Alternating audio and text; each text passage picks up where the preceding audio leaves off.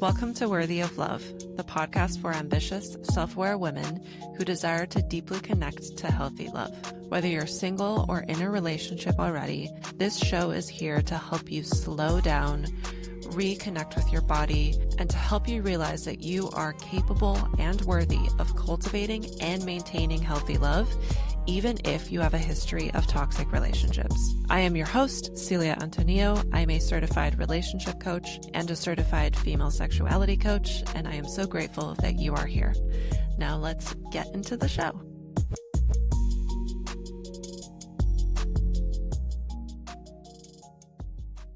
Currently on Worthy of Love, I am in the middle of sharing a series called the Coming Home to Body series.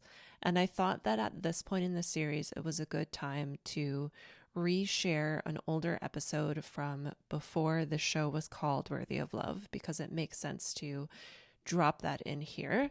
And this is a conversation where we are going to deep dive into the nervous system, into getting out of fight or flight, and how important it is to get out of those activated states of your nervous system before you can start to make different decisions and integrate different changes into your life, because getting out of that fight, flight, freeze, or fawn is very important to being able to make a decision that comes from a more grounded and informed place.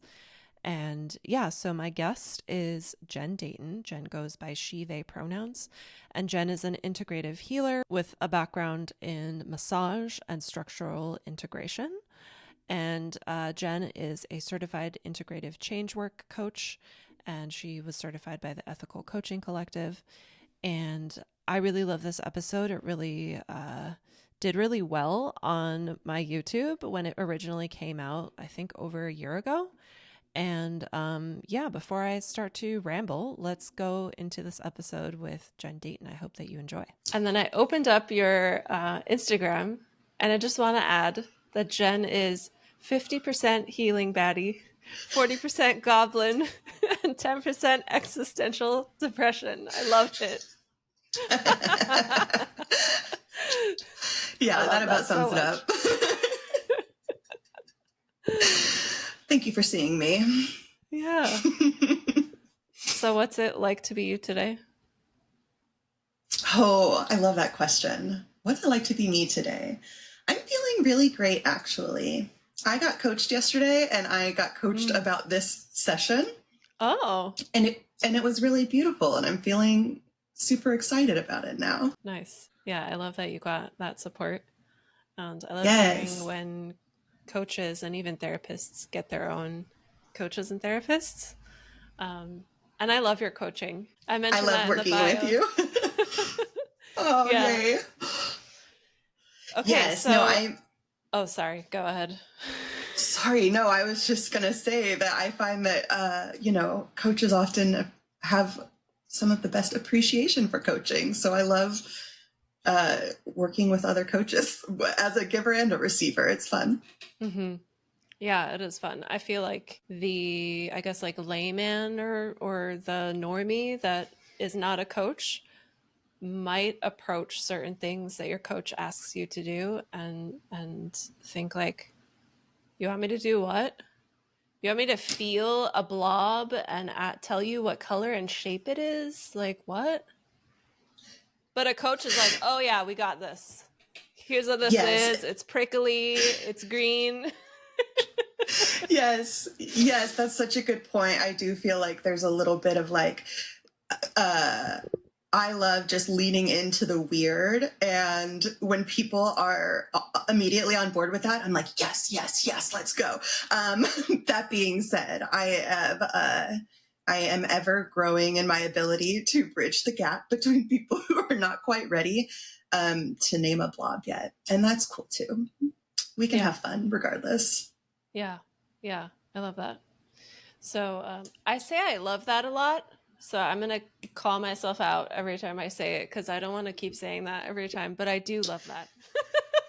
I love that you love that. Okay, so I know we have a couple of notes from our previous conversation where we were wondering what we would chat about on this podcast. And I was actually just reading one of your Instagram posts, the one where you were talking about how you posted this photo of yourself when you were younger in a bathing suit and you photoshopped it. And I wanted to bring that in because it kind of relates to, you mentioned the fawn response in that post and how that's not really mentioned. And I think another important thing that that post touches on is how they're like these boxes that we think we need to fit into when really we Ooh, don't. And like, yeah. I feel like I'm currently going up against that all the time. Like, I have not shaved my underarms in like 6 months, and that's something I like never would have done years ago, Yes. because it's like this box. I thought, like, oh, because I'm a woman, I have to be like absolutely bald from the neck down. And it's fucking exhausting. It is fucking exhausting. Yeah, I that's the thing I think about the most now that I've let go a lot of the um I was going to say self-care, but it's grooming. A lot of the grooming that women are Yeah. expected to do. It's hours upon hours every week. And I don't think a lot of men who are just people who aren't used to doing that realize the amount of time and effort that goes into it. But the Yeah. farther and farther away I've gotten from having that just like default expectation for myself, the more I look back and I'm like, that was crazy. That was crazy that I did all that. Yeah. Yeah. Yeah. It's like we have bodies Um, and bodies grow hair. I know. I know. And same. I think that letting my body hair grow was definitely one of those boxes I unchecked, and there's dozens of them. The post talked about, weight in particular, right? We have Mm-hmm. especially growing up, I imagine, like as millennials, we grew up in the heroin chic era, Yeah. the Yeah, low we did. ride pants with the flat belly and all the diet culture. And just, it was drilled into our brains from the time that we were quite young. Yeah. So yeah, in that post, I talked about how, gosh, I must have been, I don't know, like 19 or 20 when I took that picture of myself, and it was a shapewear swimsuit. And I photoshopped my belly to look slimmer. There were several photos of myself from that day that I photoshopped. And it just felt like there wasn't another option, like letting people know that my belly was soft, even though I was with people there in real life, but I wasn't going to put it on the internet. Mm. Mm-hmm. Mm-hmm. Yeah. I was absolutely terrified. In hindsight, I don't think I thought of this at the time, but in hindsight, I think the difference between being with friends in my bathing suit and posting a picture of myself online of my bathing suit is just like the wider cultural opinion. Like, Yeah. Yeah. again, like that's that like social expectation of like being skinny. It's like, well, maybe my friends can accept my lower belly, but the whole world doesn't need to know my business. I'll just be chubby in secret, Yeah. Yeah. Yeah. It's so heartbreaking how so many of us experience that. And it's like totally Yeah. unnecessary. Yeah. So the fawn response, I like that we're getting into some of the like neuroscience of this. But for those who don't know, you probably heard of like fight or flight, but then there's also freeze and fawn. And freeze would be like, that moment where you have like deer in the headlights and kind of all your thoughts go blank and you don't really know what to do, or you just feel stuck or confused. But fawn is more like people pleasing, or, Mm-hmm. trying to live up to expectations. It's about minimizing yourself. It's about hiding yourself. It's about like shame. It's about Yeah. making sure that people don't know you're not up to par in these ways. Mm-hmm. Yeah. Yeah. So now I'm so passionate about. Whenever I first started coaching, I really wanted to talk about unlearning people pleasing, because that's where a lot of my clients are starting from.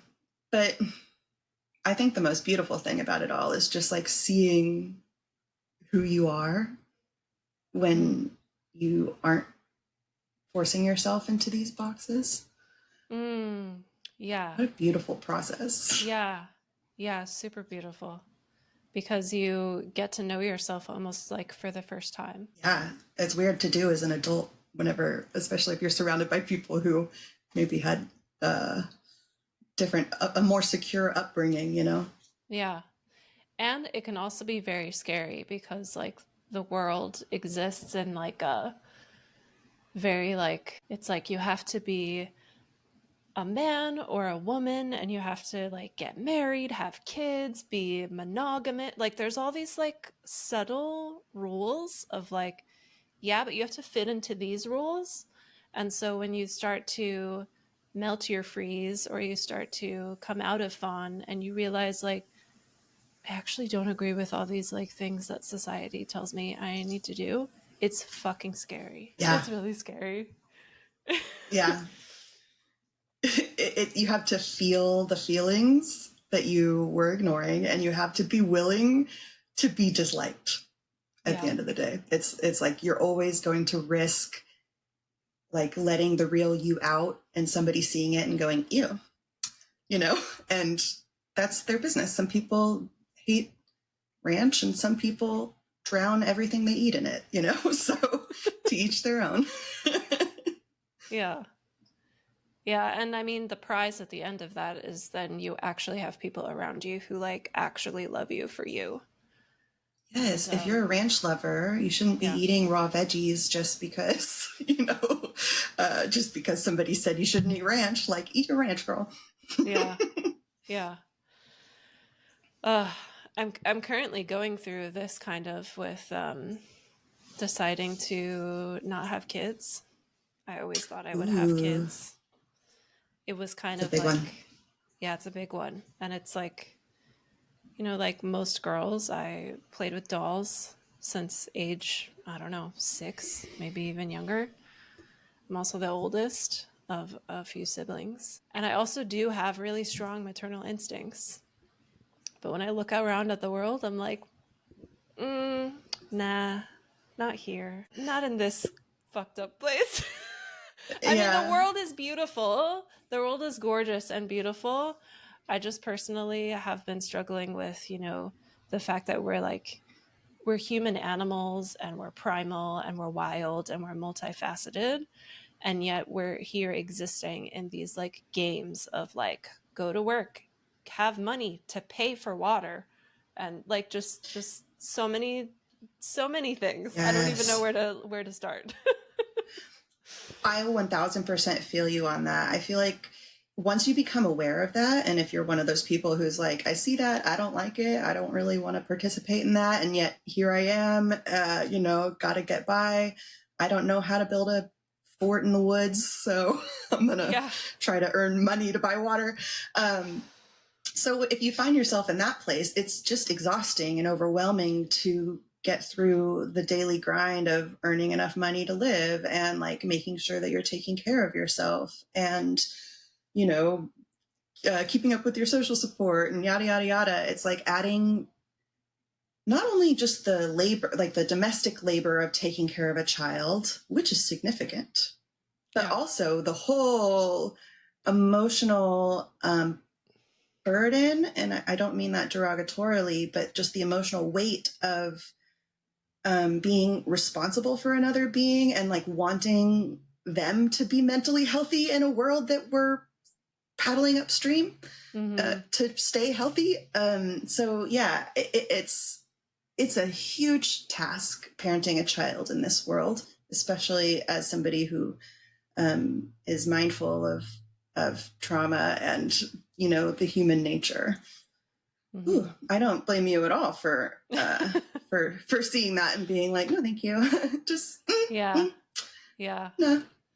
It's been tough though, because it's like popped the bubble of like who I thought I was and the life I thought I was going to live. Like it's just like, yeah, it's been insane. Yeah. If I may, like, what is it about, you mentioned that this is about like this thing feels like you're defying some of the boxes. So what are some of those boxes? I'm sure there are other people who feel them too. Yeah, I love that. I would say the first box is like, just because you have maternal instincts equals I need to be a mom. Because I see a lot of Ooh, people who have chosen to be childless and they're like, oh, yeah, I just don't have maternal instincts. And like, I have maternal instincts, but I don't think that's enough. Like, that's not reason yeah. enough. Yeah, I'm sure you would make a great mom, and that doesn't mean that you should. Yeah. Yeah. What are other boxes? I guess just because I have a womb, I need to be procreating. I need to be like barefoot and pregnant, which no thanks. Yeah. Yeah. I feel like those are the only ones, perhaps. Oh, maybe also, that Yeah. I'm married and it's like, Oh, having children is like the next step, apparently. yeah. It really all just kind of revolves around like, as women, we exist. Our role in society is to bear the babies, and Yeah. otherwise, what are we good for? Yeah. But yeah, like, you and I, and I'm sure a lot of people listening to this could think of 1,000 wonderful things about you as a full faceted human being. You have a wonderful life without being a mother. And so um, we know on a logical level that that's not true. And yet we kind of operate from these societal rules that exist way deep in the back of our brains. Yeah. Yeah. Because that narrative is everywhere. It's in Mm-hmm. it's in the Disney movies we watched when we were children. It's in the Yeah. dolls we played with when we were children. Like, And here's where I think people get caught up is because you can say, oh, it's in all the movies we grew up with, and I see that now. mm-hmm. But then there's the reality of, one of these days you're going to have to respond to your aunt at Thanksgiving when she says, why aren't you and your husband getting pregnant yet? You have to decide what you're going to say in that moment. And I think that people, whether they realize it or not, are, sometimes they realize it. And sometimes I think we don't. We're just like unconsciously avoiding those interactions because they're uncomfortable. And we don't want to face people's disappointment in us. Like maybe we can Yes. digest the fact that they have it, but we don't want them to look us in our face and say, what's wrong with you? Yeah. Yeah. Essentially, even if they don't say what's wrong with you, that's what's behind it. What's wrong Yeah. with you that you don't want to have kids? Yeah. And that's where the freeze response can come back in. Mm-hmm. Fawning, perhaps. Yeah. Mm-hmm. We talk about them like they're these separate things, but they're often so blended, right? And I think fawn and freeze are often quite good friends. They Mm-hmm. are for me anyway. Mm-hmm.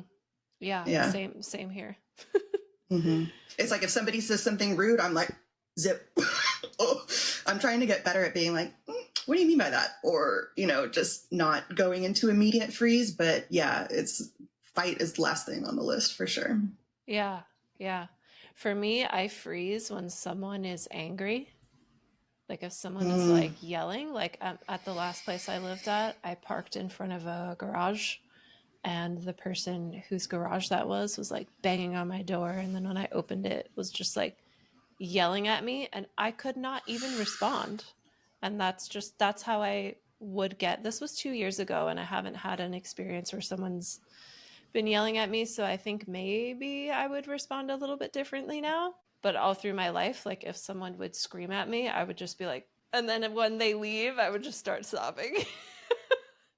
And it feels so like disempowering because it's just like I want to be grounded. I want to,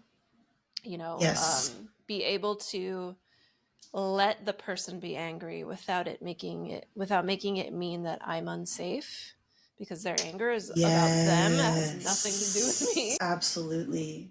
Yeah, but you don't think of that in the moment. Like, yeah, you don't. I think that implicit in the fawn response and sometimes freeze is like, you're essentially like trying to get them to not hurt you by being pleasing and ameliorating. You're like, it's like if going along with the serial killer until you can find a way to escape, so that they don't hurt you. You're biding your time. So yeah, Yeah. your freeze response was a version of that too. It's like, if I just don't say anything, maybe he'll go away, and then I can cry in private. Yeah. So it's supernatural. My most potent experiences of freezing were like in sexual violence situations. Mm. And I remember going to my therapist and being like, I was like, for the following days, I was just like sort of stuck in this state of, I needed to believe that it was my fault. Like that, because I needed to believe that I was not completely out of control in that situation. Right. So I was like, I shouldn't have been there. I froze up. I should have said something. I should have done something. I should have reacted differently. And, I don't think I thought of it this way at the time, but in hindsight, that reaction was me just trying to be like, there's absolutely no way that I was out of control of me freezing up in that situation. I didn't want to believe that.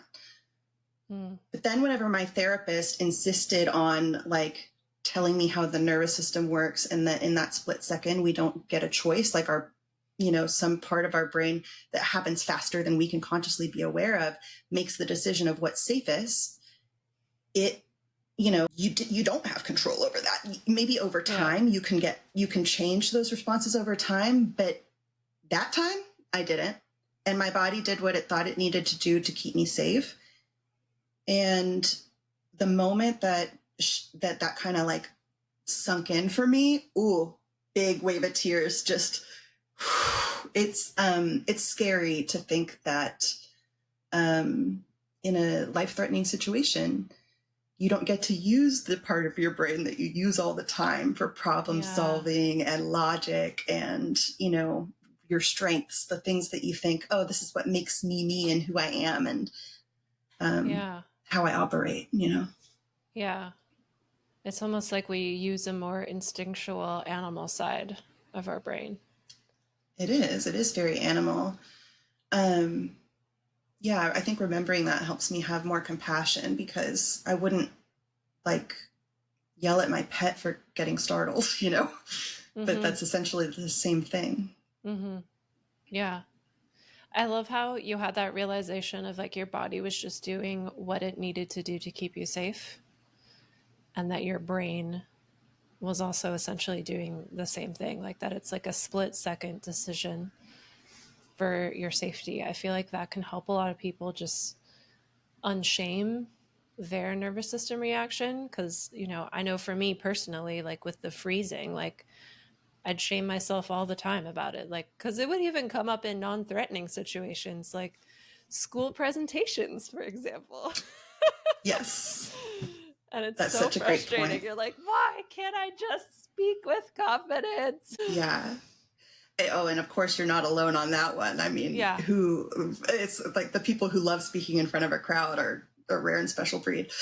But yeah, I think that for most people, or at least like the idea behind this split second decision, the animal thing, is that we have like an instinct, like an innate intelligence that we evolved to have. And so whenever it misfires, we'll say, or like we have a response that in hindsight didn't seem helpful or appropriate, that was like the next layer of guilt for me. Was like, is my innate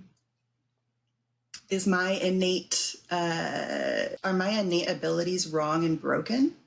And when we grow up in homes with emotionally immature parents, or we've endured trauma, be it mental, physical, emotional, our picker doesn't get broken, but it gets out of tune sometimes. Yeah, because we're mirroring what our parents were doing. Yeah, exactly. We learned, it's like somebody taught us bad form in lifting weights. And so what I think is cool about this, like the nervous system coaching, is you're retuning, without the guilt and shame and, pressure to get it right all the time. It's just this understanding of like, I am an animal and I'm not powerless to my animal instincts, but I also don't have ultimate control over them. It's some messy spot in between. Yeah. Yeah. And I'm not sure if this is a totally separate conversation, but I think there's also that extra added layer of how in our culture, whenever sexual assault does happen, it's usually like people will look at the victim and be like, well, what was she wearing? What did she say? Was she being flirty? And it's so prevalent that, you know, I've also experienced sexual assault, and I immediately just internally went to that place of like, maybe I was being too open and too nice, and like, you know, maybe I gave him the wrong signals or something like that. And it's just so prevalent in our society that like we are even trained to blame ourselves. Yeah. Yeah. And then that like preys on the part of the brain that wants to believe that you were in control of the situation, right? Yeah. Yeah. So you mentioned in our previous chat about talking about getting somebody out of the fire, like out of the triggered nervous system response, first and foremost, before going into kind of like take different action steps or take different choices. And I would love to invite you to speak on that. Yeah, I got that analogy from Melissa Tiers, my coaching teacher. She says, you know, you get people out of the burning building before you try to figure out what started the fire. And I thought it was such an interesting take. We talked about this a little bit too, because often, like, I think a cultural bias is approaching problems from the top down, right? We need to really figure it out and understand what's going on, and then we can take the steps to resolve it. And so what this looks like in coaching sessions is people will come in and they'll be like, well, this thing happened and now I don't know what to do because da-da-da-da, da-da-da, and I need you to help me figure out how to blah, blah, blah, blah, blah. And I'm like, I love you so much, but before we figure that out, let's take some breaths. And nobody wants to hear that, right? Nobody wants to believe that that's going to be the thing that fixes it, because they are convinced that, because that's what happens whenever you go into fight or flight, like biologically, right? Like certain parts of your brain light up and certain parts of your brain turn off. And so the part of your brain that's able to recognize this might not necessarily be the most helpful step to take right now, offline, not functioning. Okay. But then what happens whenever I insist on, getting out of the burning building first?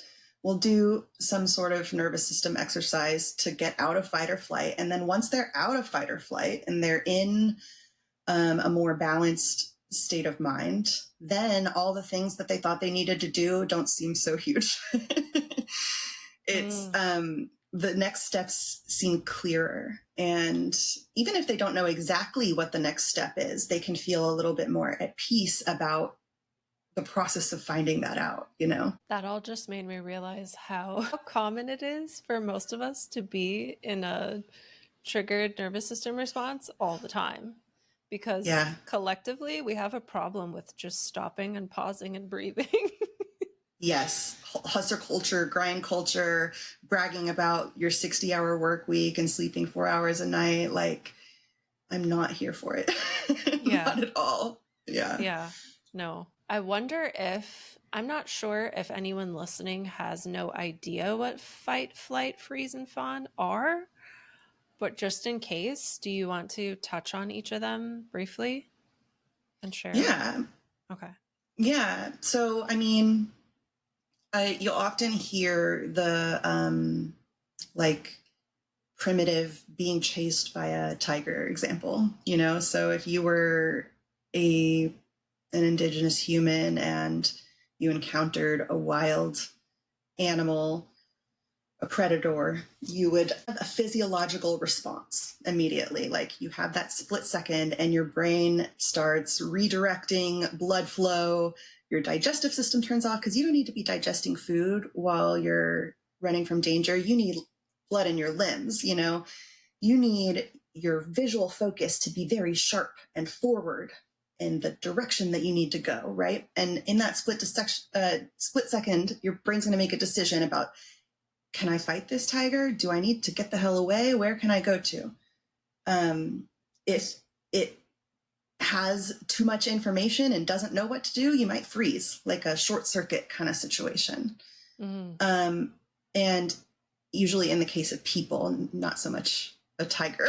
I feel like fawn is more of a human social construct, but if it were a human who you were feeling threatened by, you might try to please or ameliorate them in order to prevent them from harming you. Your nervous system, or like your body, is doing a similar thing in all those cases. It's always turning the digestive system off. It's always turning the... Is that what it is? I thought it was your cat. Are you okay? No, I locked them out. It's very gentle, but it's still going a little bit. Freeze response. Yeah. I saw it happening and I was like, her cat must be about to jump right in front of the camera. No, that was the whole building shaking. Could you see it behind me? Could you see anything like that? Yeah, that's why I assumed it was like your desk moving, Just like the whole camera. I'm glad the internet didn't disconnect us. Yeah. Okay. Did it stop? Looks yeah, it did. Like it stopped. It stopped. Okay, cool. Hope everything in your house is cool. I think it was gentle enough. I always get a little shaken afterwards, though. I'm like, will there be an aftershock? Yeah. Are you in the Bay Area or are you in Southern California? I'm in Southern California. Yeah. Okay. Yeah. But I'm right next to a mountain range, and I used to live by the beach, and there were not nearly as many earthquakes. I guess they never traveled far enough to the coast, because the coast is like 40-ish miles away. Yeah, then you get all that sand. I'm sure it helps absorb a little bit. Yeah. Anyway. Okay, so you were saying how the fawn response is more of like a interacting with humans. It's more of like social, because we won't be like, oh, here's a steak, little tiger, please don't eat me. I mean, if it were a dog, you might throw him a sausage or something, but yeah. Yeah, or like a wolf. But then I was saying, yeah. Okay, but in all of them, whether you're fight, flight, freeze, fawn, you're almost always like having a very similar response in your body, where, all your blood flow goes to your limbs and away from your digestive system.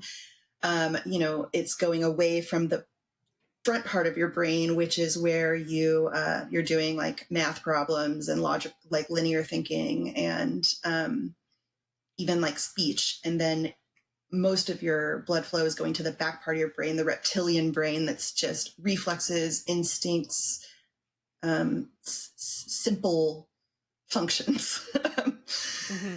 And again, like your visual focus is going to be very honed forward. So regardless of whether you're in fight or flight or freeze or fawn, gratefully the ways to get yourself back to a regulated state are pretty similar. And I think that might explain a little bit too of why they can blend so much, like we were saying, like freeze and fawn can blend together, and flight and freeze can blend together. Flight and fawn can blend together. Mm-hmm. Mm-hmm. Because they're all just kind of like four sides of the same three-dimensional shape that has four sides. A pyramid? Four sides of the same pyramid.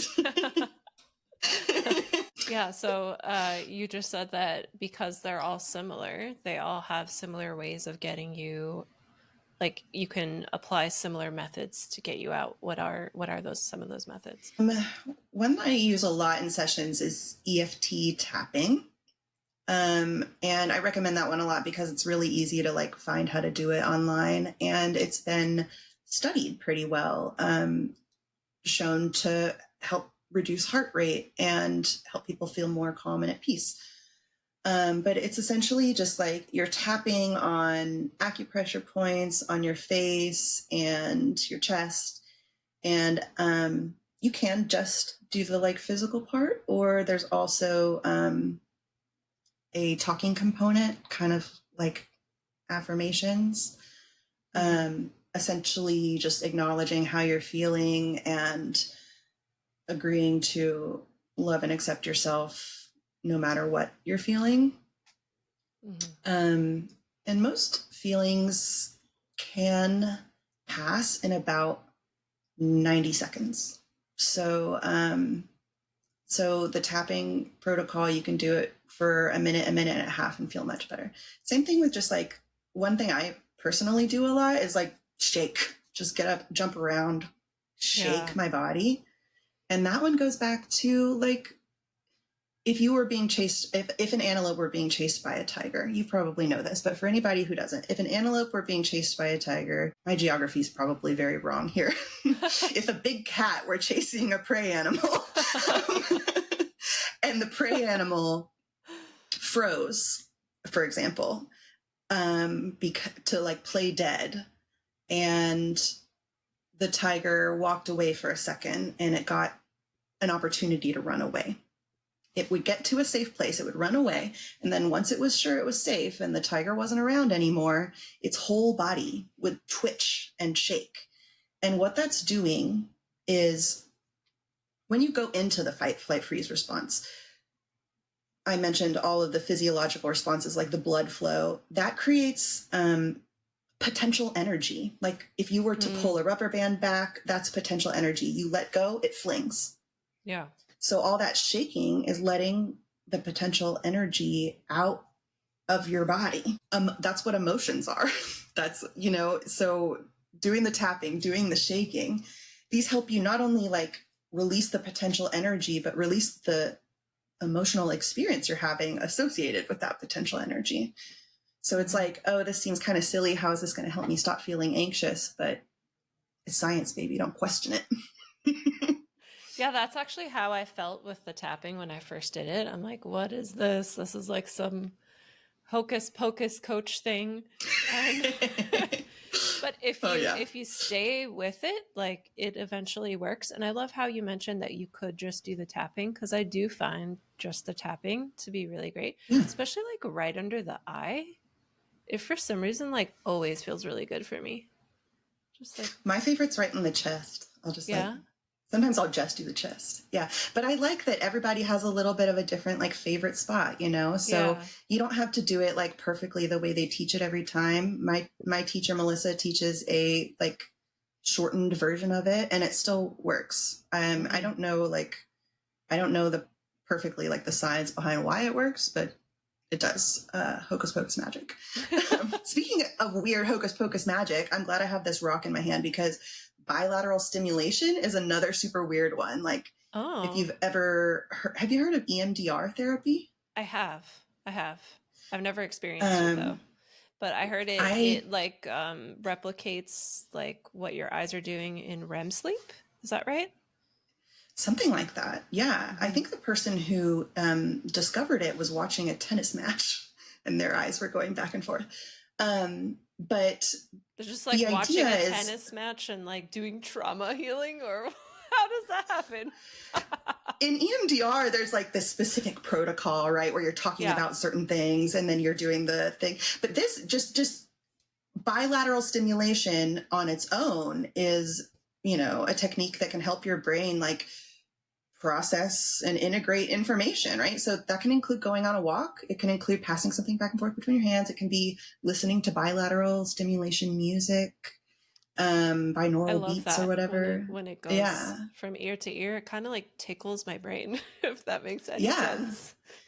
Yeah, you'll see people online being like, neurodivergent people, this is so soothing. That's why. It's because there's something about like lighting up here, lighting up here, lighting up here, lighting up here that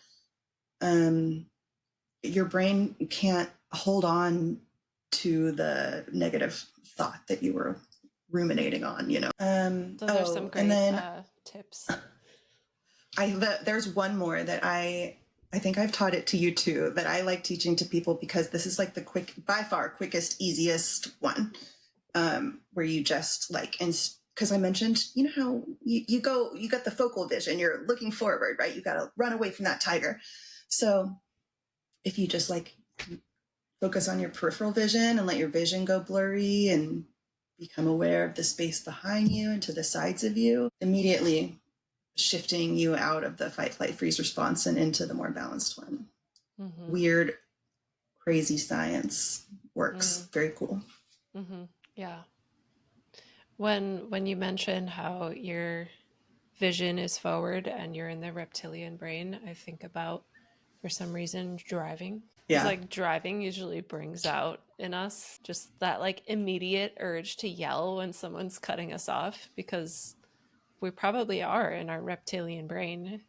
It's such a dangerous like activity that we're doing. It is pretty wild. One thing that I think is cool, though, I use this analogy in my sessions sometimes, is like checking your mirrors, you know, Mm, because yes, like you might be like this most of the time while you're driving, but unless, especially if you're upset when you're driving, you're probably just going to be looking forward at the brake lights in front of you that you're pissed off at. But whenever you're calmly driving, you're checking your mirrors, right? You're looking to the side, you're looking to the other so side, you're true. looking up, looking Yeah. behind you, you know? Yeah. Um, but then the moment that you get pissed off, you're not looking behind you. You're Yeah. looking at the car you're pissed at, Yeah. focused. Yeah. Sounds like nervous system exercises need to be taught at the DMV. Especially Everyone here needs in to learn. LA. People drive like sociopaths here. It's Houston is pretty bad. bad too. Yeah. Yeah. Oh, yes. Yes. I grew up in like a suburb of Houston, and I remember my first time driving into the city as a teenager. Terrifying. Absolutely scarred me for life. Yeah. Yeah. Mm. I think part of that is like, I don't know if we're getting off topic, but I think part of that is when we're driving, it's so easy to look at the cars in front of us and next to us and behind us and see them as cars and not see them as humans with beating hearts and with bellies. And I Such a think, good point. yeah, I think that it's obviously forgotten. Otherwise, we wouldn't be driving the way that we drive. Mm-hmm. Yeah, I remember seeing a biker online who had made a video of just showing the difference in how people in cars treat her versus people like pedestrians and people on bikes. And it's insane, Mm, the audacity of the people in the cars. Uh, yeah, I think same goes for online too, right? yes. Anytime that we feel this like shield of I don't I'm not fully present as a human right now. I'm a little bit machine. You Yeah. know, Yeah. we let the nasty parts come out. Yeah, especially if it's like an anonymous forum like Reddit. Mm-hmm. People are mean on that platform Mm-hmm. because there's no consequence. If no one knows it's, I mean, technically there is a consequence because I think when you're being nasty to somebody that you are receiving it because you're hearing, you're hearing the thoughts, you're feeling those angry feelings, and like your nervous system is taking all of that in. And Yeah. I think that that is the like unseen consequence of that. Well, I also think like a nervous system that was healthy in the first place wouldn't be saying nasty stuff. So, Yeah. if anything, they're just like perpetuating whatever is going on inside of them that caused them to say that, you know? Yeah. Yeah, for sure. Okay. I'm just looking at my notes and oh, great. Okay. So this piece with Emily Nagowski, how she talks about brakes, accelerators. She also has this other book where she talks about completing stress cycles. And that reminds me of that piece you shared with the antelope or prey animal. I forget which animal it was. I think we started with antelope and changed it. Any prey animal will do. I just don't want to like conflate. I don't know which animals belong in which continent. We want to be accurate. That wasn't sure. Some biology major is going to get up in there and be like, antelopes don't live where tigers live or something. So I just thought I would keep it general. But yeah, Yeah. antelope, sure. Yeah, and how the triggered nervous system response creates a lot of kinetic energy or potential energy. Is kinetic energy potential energy? It's been a while since I've been in a physics class. Um, I think that one is an umbrella for the other, but I think that, yes, I think that they're related. I do think that potential energy is kinetic energy, or but it's potential kinetic energy. Shall we be Googling this? Clearly, difference. I'm a life coach, not a scientist. Okay, but what I think potential energy is, it's the potential for kinetic energy, right? Okay. I think so. Kinetic energy lying in waiting. Okay, Google says the main difference between potential and kinetic energy is that one is the energy of what can be, and one is the energy of what is. So potential is when something is Kinetic. still but has energy, and kinetic is when it's in motion, I'm guessing? Yes. Kinetic energy is energy in motion. Yes. Kinetic energy is after you let go of the rubber band. Okay. And then potential energy is what does it say? Stationary. That's interesting because like when our nervous systems are activated and when we're in freeze response, like we can seem like we're stationary and all these things are happening inside. Yeah. And most times, like we, we're not taught nervous system practices in school. Most times we kind of like bottle that in and hold that in. So I guess we turn that energy into something that's stagnant. I don't know if that makes sense. No, it makes perfect sense, because you're right. Potential energy, it's not something just sitting on the counter, right? It's stationary, but it's waiting to pop at any moment, Yeah.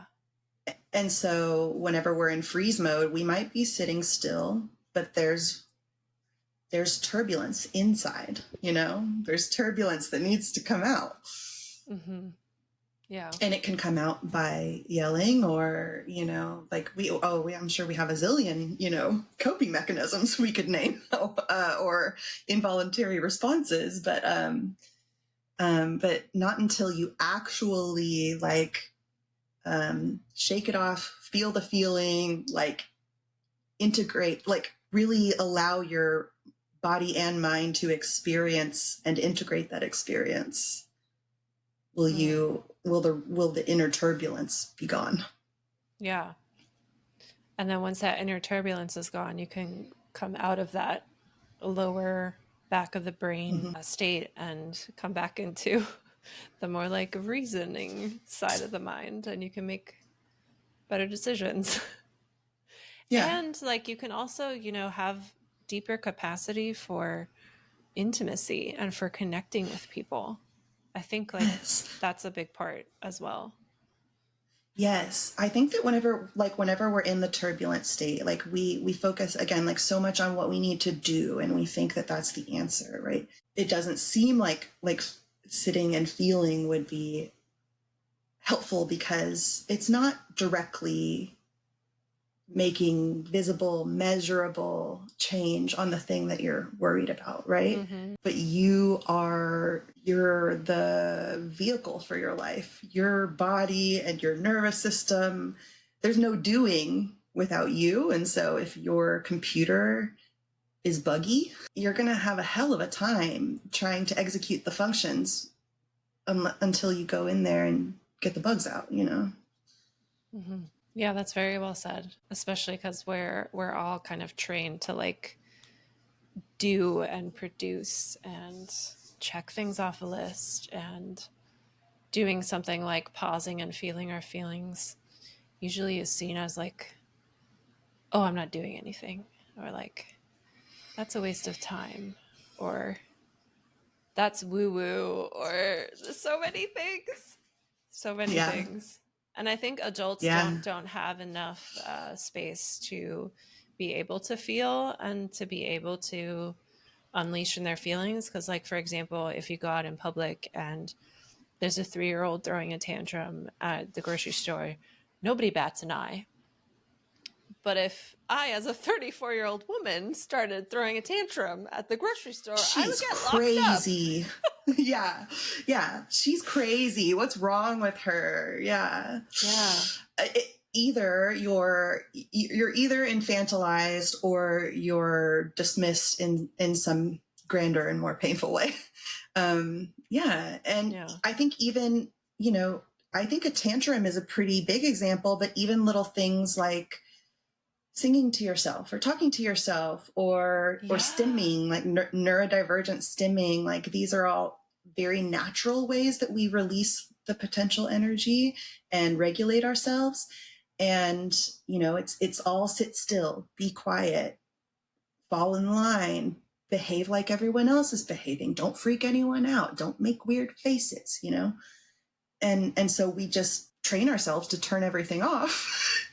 Yeah. And the turbulence builds and the turbulence builds until you're 30 years old and you have autoimmune problems and you can't digest anything because your digestive system has been off without blood flow for the whole time, Yeah. That's wild. We're basically trained to freeze and fawn. Yeah. Containing everything in. Yes. I mean, this can be a whole nother conversation that we have sometime, but I could go on and on about how the school system is set up to make workers not thinkers, and that Rockefeller quote or whatever, like, and the work week and everybody at the top expecting everybody at the bottom to never relax while they live lives of leisure. Like, it's not designed for us to be healthy. It's not designed for us to be happy. It's not designed for us to be sane. It's not designed for us to have space to do this processing that is very natural and normal and human, but also like vital, necessary to survive. I think that health epidemics will continue to rise until we learn this information and adopt it as a society. Yeah, for sure. I don't think we're meant to be doing a lot of the things that we're doing right now, all the way down to even connecting how we are now. I love it and I'm grateful, but we're not supposed to be doing this. We're supposed to be sitting in person right now, and we're not supposed to be recording it. Like, certainly not. No. I know. It's wild. Sometimes I really love it. Like I love that I had the opportunity to meet you in a world like this because I wouldn't have otherwise. But I don't know. I think people often talk about it like it's this either or thing, right? Like either you have to love everything about technology and modern life, or you have to reject all of it and go be a trad wife and, make sourdough bread with your pregnant belly and your bare feet. But like, I think that there's room for both, right? Obviously we're using this to have a conversation about people feeling better and being happier, So, it's complex. Yeah. It's super complex. There's beauty, there's horror. That's life, baby. Yeah. So do you want to talk about the brakes and accelerators concept? Yeah. From Emily Nagoski? Oh, I love our tangents. Yes. Me too. Yeah. But you're very good at keeping me on the trail. So Emily, is it Nagoski? I actually don't know how to properly pronounce it.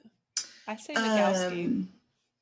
Yeah, okay. So Emily Nagoski wrote Come As You Are. Love that book. And for anybody who couldn't quite see the cover image, it is a bag. It's a pocketbook. Yes. Looks like a but coin it's, thing. It's got a Georgia O'Keeffe thing going on. And then she also wrote a book called Burnout, which I have not read, but I was very impressed by her nervous system work in Come As You Are. That I would recommend Burnout just based on that.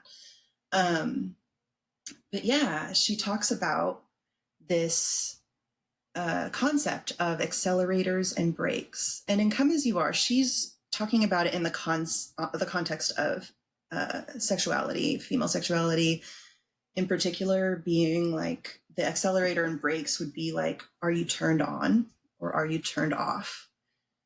but that could apply to lots of things, right? Like it's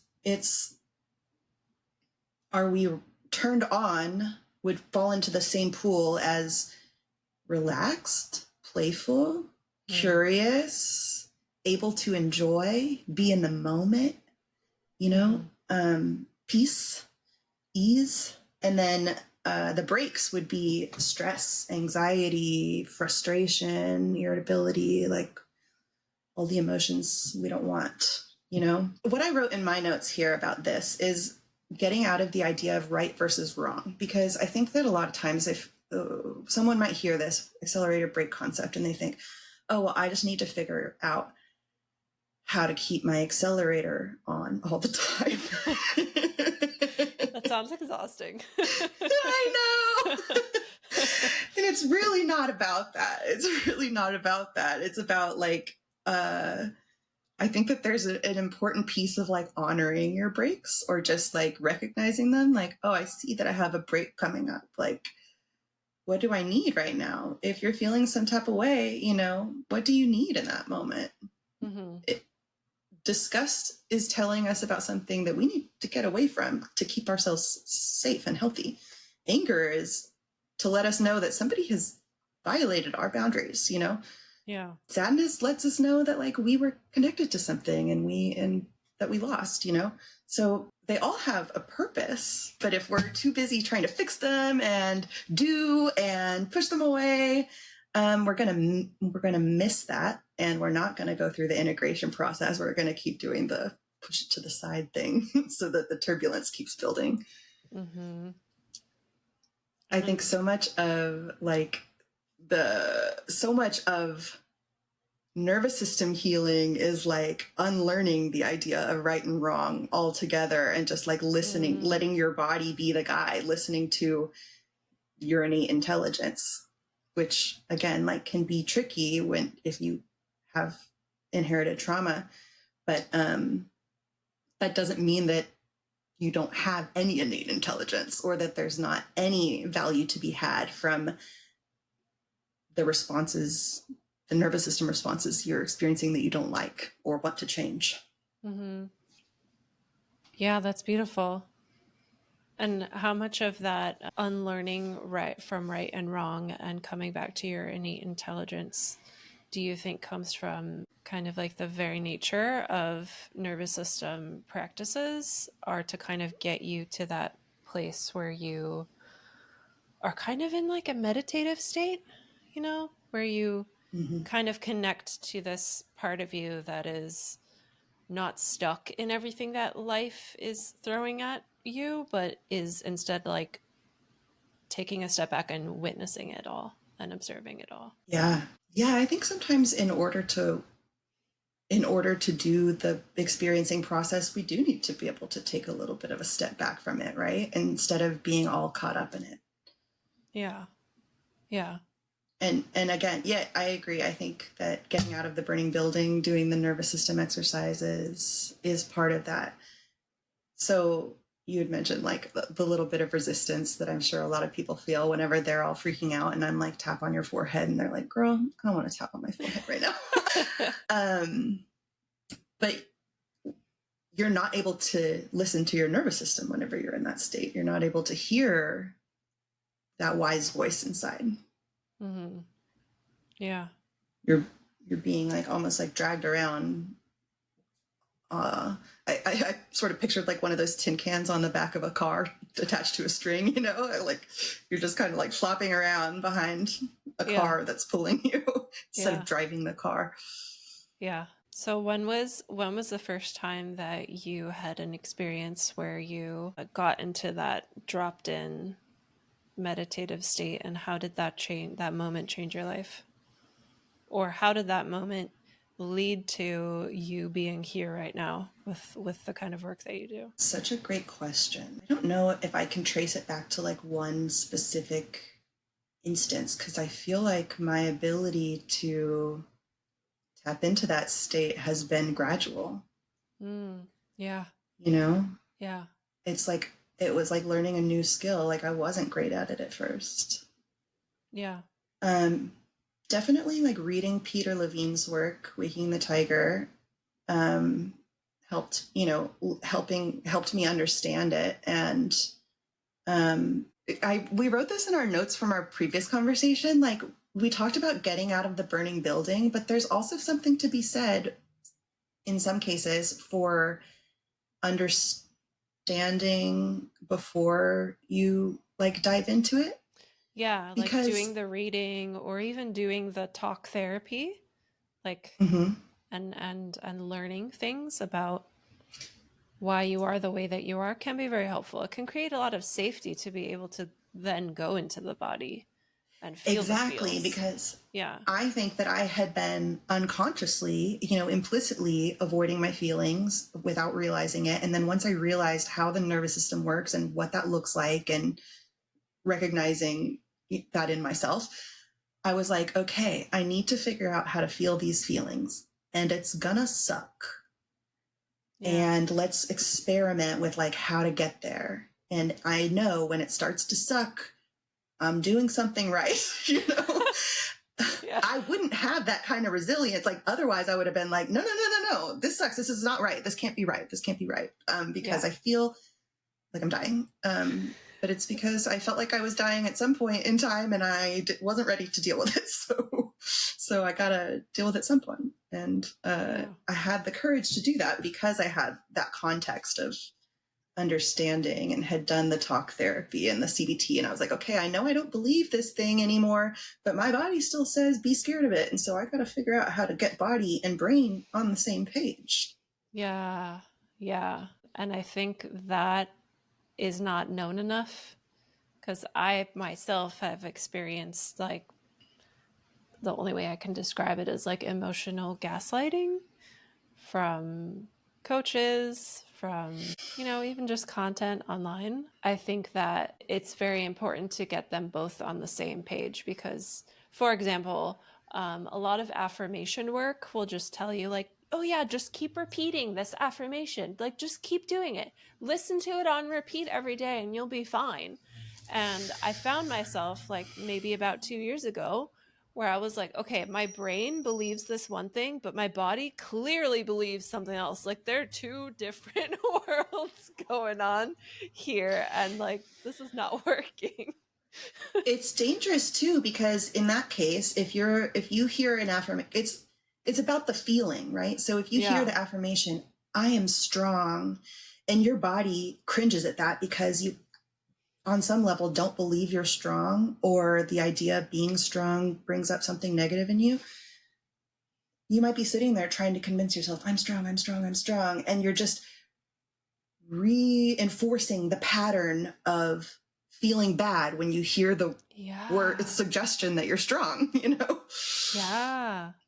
Yeah. So then listening to the affirmations can be harmful. I've never thought In of it some that way. cases, Yeah. you have to believe what you're saying. So if you're not feeling great, I'm not feeling great right now, but I trust that I'm going to be okay at some point in the future. Like, that's a realistic affirmation. Mm-hmm. And I think most people aren't willing to start there, right? They want to start with like, I am a goddess, and like, I am a I, millionaire.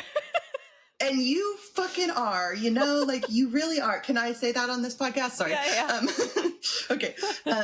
You are a goddess, and I believe that, but it's like, meet yourself where you're at the end of the day. Meet yourself where you're at. Yeah. Forget right, wrong, forget what this coach or this doctor or this teacher, and I'm using these people specifically, these authority figures, forget what this authority figure told you.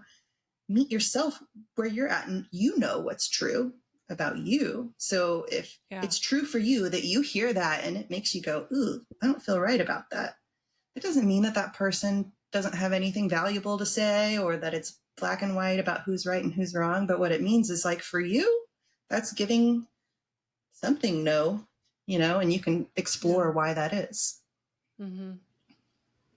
It kind of goes back to the whole thing you mentioned about going back to your own internal wisdom. And I do think it's a huge, I mean, I don't know if this is a tangent, maybe it is. I think it's a huge red flag when a coach or maybe therapists do this too. I haven't experienced one, but if a coach tells you like, oh, I have the answers, here's what you need to do, rather than like a big green flag. Is that the opposite of red flag? Green, white? Mm-hmm. A big green flag for me is when a coach helps you get to your own answers and your own inner wisdom rather than positioning themselves as the person that knows what you need to do. Yeah. Because here's the thing, even if they did know what you need to do, I used to coach on weight loss, right? And I worked for a corporation, and we had this like program that we helped coach people through. And so I could have, as a coach, been like, you just need to do this day, and this week, you eat this or whatever. There's a reason why that doesn't work for people. It's because people don't fucking like being told what to do. Nobody likes being bossed around or infantilized. Some people might think they want to be told what to do because they think it will be easier for them. But the part of you that has wanted to individuate since you were 2 years old is going to resist that. Yeah. Yeah. So whenever there's a tangle, whenever there's dissonance, whenever there's ambivalence, like part of me wants this and part of me doesn't think it will work or feels attached to this thing that feels opposite of it, instead of being like, just shut the fuck up on the thing that's like in your way and get over it and focus only on this. Like, that's so dismissive. Yeah. And what that says to the person, what that implies is like, this isn't important, doesn't matter, isn't smart. I know better than it. You don't. And ignore it. Ignore your feelings, ignore your thoughts, more of that. Like you were saying, the difference, I think, in a really excellent coaching experience is like, what is that? Like, what do you love about eating chocolate every day? How do you feel when you eat chocolate? Oh, I see that you want more like peace and joy in your life. Like, let's talk about peace and joy in your life, instead of just saying, forget about the chocolate. Don't eat the chocolate. Yeah. Yeah. So good. I wonder too, like how much of that triggers our old, like, when we're children, we're like wild and free, and then we go to school and we're told what to do and we're squished into boxes because like when a coach is telling you what to do, you're not, in my opinion, you're not coaching, you're being a teacher. I think those are like two completely distinct things. Yeah. So I wonder how much of it is triggering that. That's such a good point. Yeah. It isn't coaching at that point. It's and it's not just teaching either, right? Because teaching would be like, here's the information. Learn it. But this is like, it's dictatorial at the end of the day, isn't it? It's a little bit of a power trip. It's a little bit like, I am God. I am guru cult leader.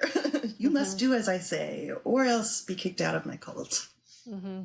It gives me the ick. Do you ever, as a coach yourself, struggle with the kind of like conversations that are happening online about, how many coaches there are out there who are not ethical because it's not regulated?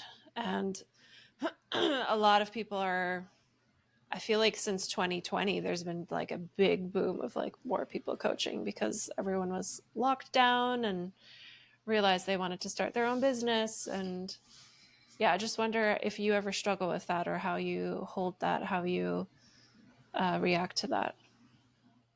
Yeah, it is tricky because I like the term coaching and I feel a little bit protective of it. Like if somebody were to try to lump all coaches into one category and say, coaches are all quacks and scammers, and that's just that, I would have a huge issue with that, obviously, because there's so much nuance. But I don't at all deny that there are plenty of people out there who don't know what they're doing.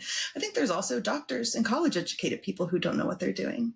Yeah. But we have this bias in our society towards the college-educated people where we're like more likely to trust them and validate what they have to say. There's something I think is really cool about unregulated industries like coaching is that, yes, there are people who are in there just trying to like do what they think is going to make them a quick and easy buck, which, by the way, like, good luck doing that in coaching. Yeah. There's no quick and easy bucks around here. Sorry, bro. Unless you're genuinely a manipulative cult leader. But like, I would say that, oh, hold on. I lost my train of thought. Okay. There are some people who are going to be trying to just come in and make a quick buck, but then there's going to be dozens more people who experience themselves, right? Yeah. Like they became what they became because they were forged in the fire. Not I went and learned all the right things and got all the right degrees, and now I know the right thing to tell people, which smells a little bit more like what we were talking about earlier. But like, I know what it feels like to be where you're at right now. And I feel so compassionate for you in the place in life where you are right now that I just want to be there for you and hold you through it. And like, I know what will help because I've been there. And if you have questions, I can answer them, Yeah. I think that, not to say that there aren't doctors and therapists and college educated people who have that experience.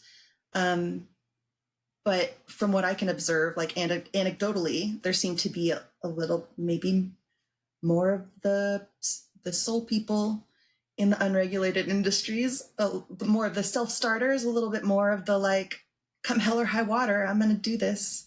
Mm-hmm. Versus the like, well, I just needed to pick a major, and whenever I was a sophomore, this sounded pretty good. And now I talk to people and make a lot of money, and it's cool. Great. Yeah. Really satisfying job. Love it. Like, that's cool. That's fine. But like, Yeah. I'm not drawn to that. Yeah. A lot of coaches too, though, that I've met so far, they did pick something and they did major in something, and they didn't let their learning stop there. I think a lot of coaches, like, you have to love learning if you want to be a coach. Like, it's like a never ending learning journey. That could probably be said for any industry. I feel like no matter what your craft is, you can always learn. It's like you did go and you did learn the thing, but then you also allowed the experiences in your life to be kind of like your second university, or whatever you want to call it. Yeah. Yes. That's such a good point. The distinction is not what industry somebody's in or how much education they have. It's like, are you curious? Are you committed to learning? Are you passionate? Or are you just here to check the box of being good at your career, doing something like acceptable, successful, trademark symbol, Yeah. And again, just normalizing that that's like so understandable with how we live in our modern world, because like most of us are in that nervous system activated response, and like it feels like life or death to like, do I go and be a doctor or do I go and be a painter?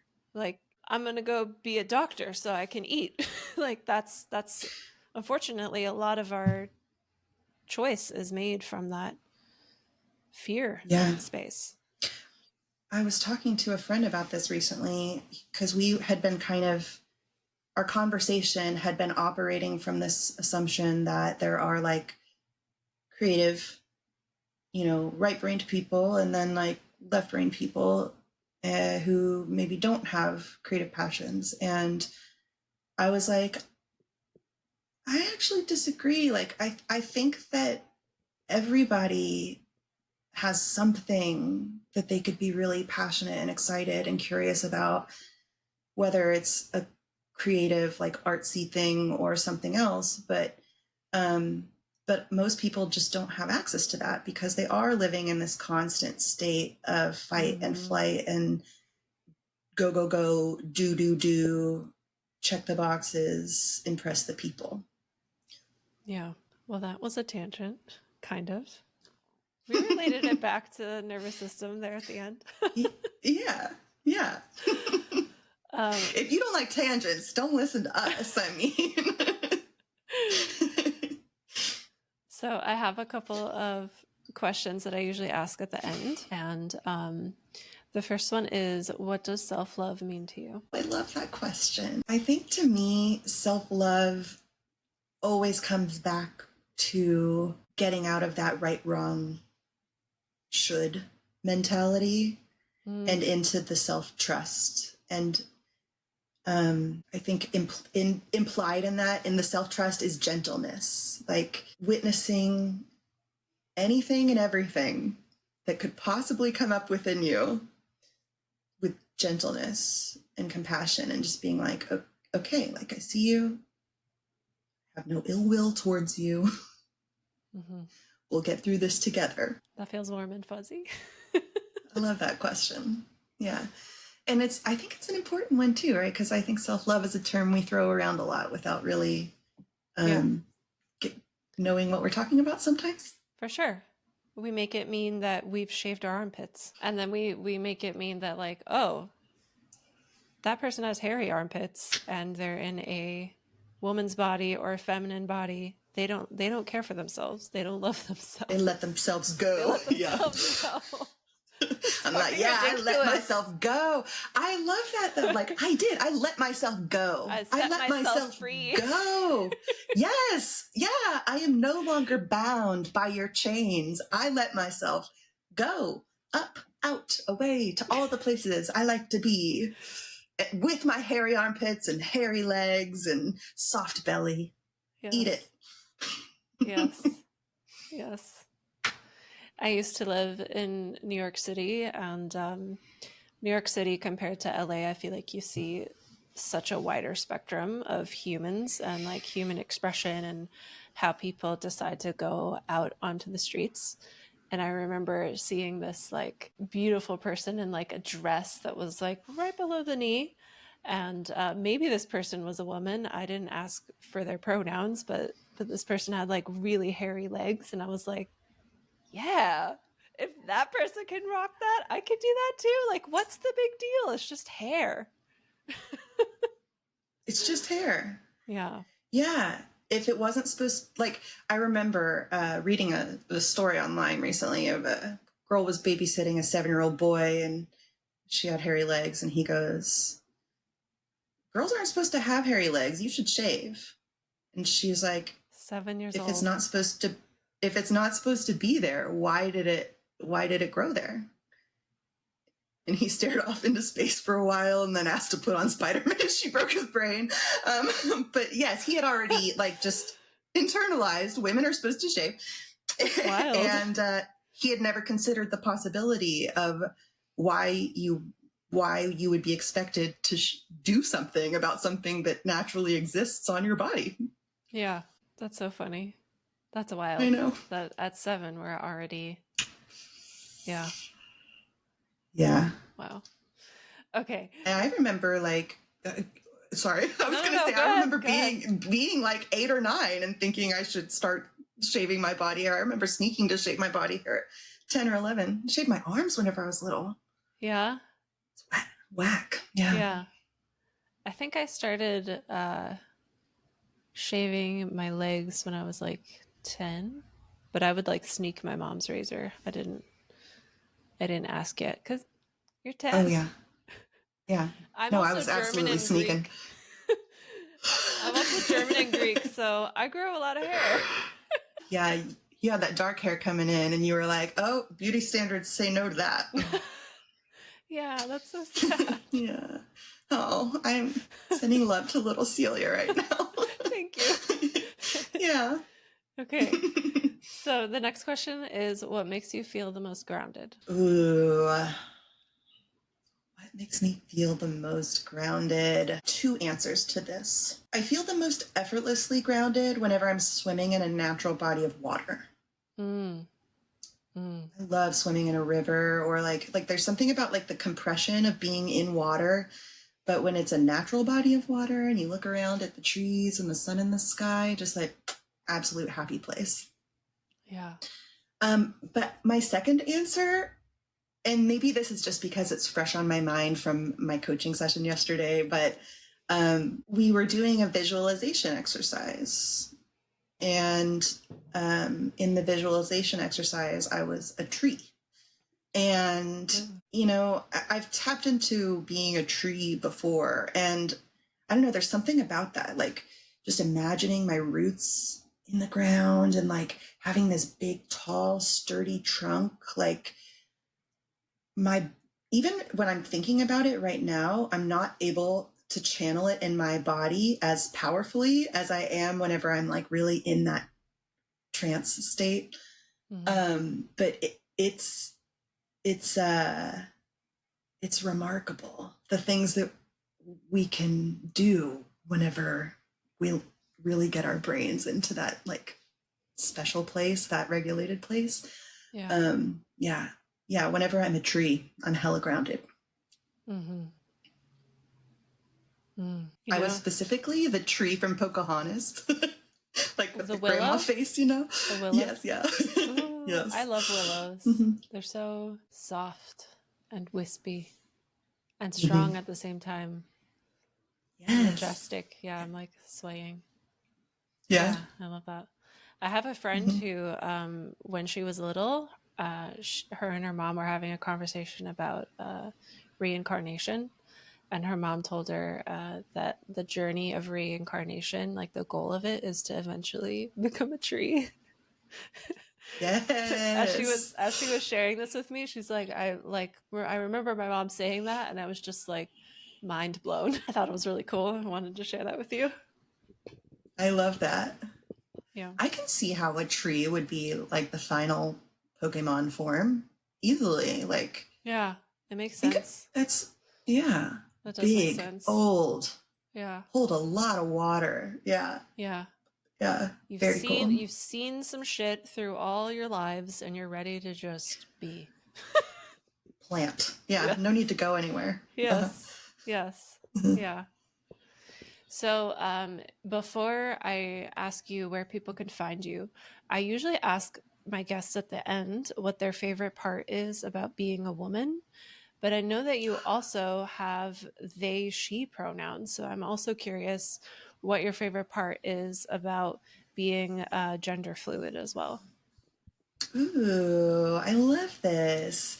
And I love that it's a two-part question because I do feel like I really identify with womanhood, but I also identify with something outside of womanhood, androgyny, gender fluidity. And they feel like different parts of myself. Like this is going to be a Gemini as hell answer.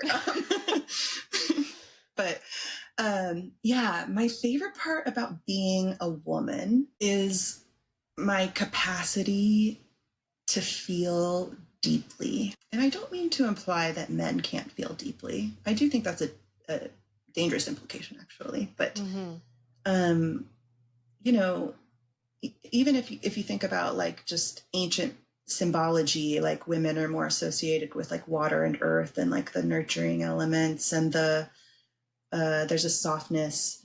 There's the gentleness, the meeting any and all part of you with gentleness, right? I feel that when I think about womanhood and our ability to feel things so deeply and feel for other people, the superpower. But my favorite thing about being non-binary is freedom.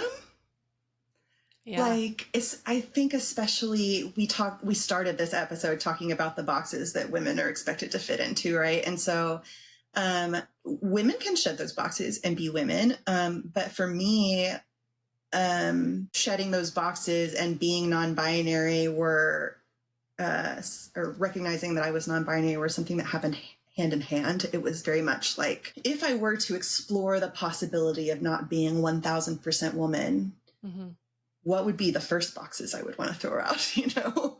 And then just going from there and on my gender exploration and finding what felt right. And absolutely, hairy armpits were top of the list. Can't be bothered. wearing less makeup, wearing men's clothes. Growing up, I was definitely like, if I tried to dress in a relaxed way, there was commentary. So just being like, yeah, I shop in the men's section and I cut my own hair and I don't feel pressure to be pretty. I feel like my purpose is more has more to, it's more than how I look. Which again, not explicitly true for women, but definitely like a sociocultural message that is hard to shed sometimes. Yeah. I love your haircut, by the way. I didn't know that you do it yourself. Thank you. Thank you. Anytime someone compliments me, I'm like, I fooled them. Yeah. Isn't it weird too, though, how we have certain clothes that are like, quote unquote, for women and quote unquote for men? It's like, yes, I've thought of this concept a lot of if like, let's say I had a 5-year-old son and he wanted to wear a skirt to school, and just thinking of like how weird it is that would be a problem when it's literally just a piece of fabric hanging on his body. It's so weird if you think about it. It's we make weird. so much meaning out of a piece of fabric. Or a color even sometimes. Oh yeah. It's so weird. And then not to mention all the weird little phrases they put on little boys and little girls t-shirts, Oh, I've never paid attention to that. Oh gosh, if you go into like the children's section at Target, you'll see little boys t-shirts that say like, I'm brave, or I'm a ladies' man, or something like that. And like little girls t-shirts that are like, sweet, demure.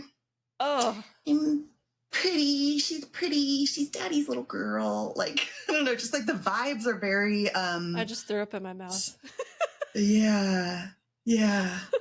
It's the gender boxing starts happening so young. Yeah, wild. Okay, so did you want to add another thought? No, I was going to suggest that we add something else to the end so we don't land on something so sad. Well, I was going to ask where people can find you, and if you want to add anything, like any closing thoughts, feel free to add that on. Yes, closing thoughts. Let's see. My closing thoughts would be that completing the cycle might look different for every person. You might need to start by talking about it and understanding it, or you might need to start by getting yourself out of the burning building and regulating your nervous system so that you can think clearly and understand what's going on.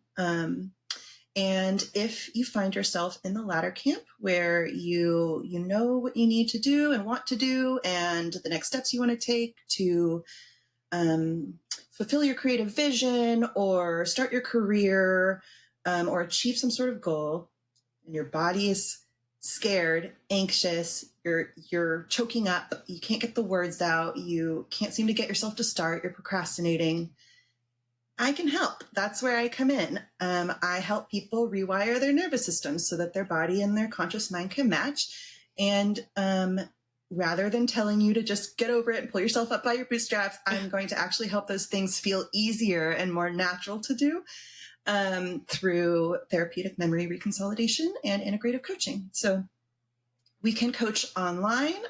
You can find my information at www.jendayton.com. And if you're in Austin, Texas, I also do in-person work and incorporate a little bit of supportive touch. I have a background as a body worker, so that work is super, super fun. So if you are in Austin, please do look me up.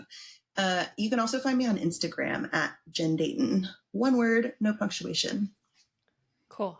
And all of those links will be in the show notes or the caption, depending on if you're listening or watching on YouTube.